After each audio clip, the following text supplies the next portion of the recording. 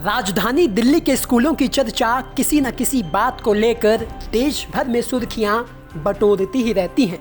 खासकर दिल्ली के सरकारी स्कूल की काया पलट की खबरें एक बार फिर से दिल्ली के स्कूल चर्चा में ज़रूर हैं, लेकिन इस बार खबर यह है कि पुरानी दिल्ली के करीब 150 स्कूलों में ताला लग सकता है। जी हाँ, बता दें कि पुरानी दिल्ली के इलाके में आने वाले सरकारी और गैर सरकारी स्कूल मिलाकर तकरीबन 150 स्कूल बंद होने के कगार पर इसलिए हैं क्योंकि इन स्कूलों के पास फायर एनओसी नहीं है। शिक्षा निदेशालय के नियमों के अनुसार स्कूलों के मेन गेट तक जाने वाली सड़क की चौड़ाई 6 मीटर नहीं है, जिस वजह से फायर डिपार्टमेंट इन स्कूलों को एनओसी नहीं दे रहा है।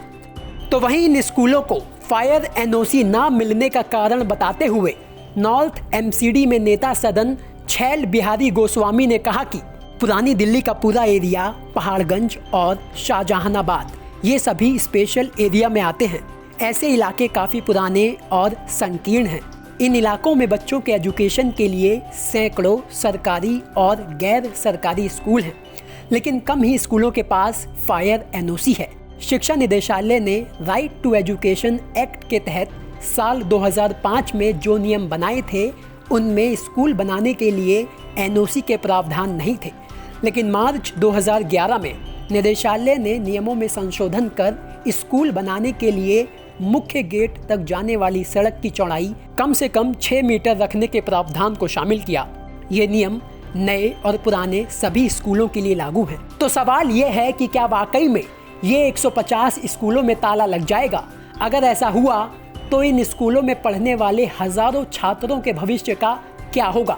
हालांकि इस मुद्दे को लेकर छैल बिहारी गोस्वामी ने स्टैंडिंग कमेटी में स्कूलों को फायर एनओसी जारी करने के नियमों में बदलाव करने के लिए शिक्षा निदेशालय से मांग की है, खासतौर पर उन स्कूलों के लिए जो दिल्ली के स्पेशल एरिया यानी जहानाबाद डेवलपमेंट बोर्ड के तहत आते हैं। लेकिन एक दूसरा सवाल यहीं से खड़ा होता है कि जहानाबाद डेवलपमेंट बोर्ड के तहत सिर्फ 12 स्कूल आते हैं। अगर शिक्षा निदेशालय ने स्टैंडिंग कमेटी के प्रस्ताव पर अमल किया भी तो बाकी के बचे स्कूलों का क्या होगा?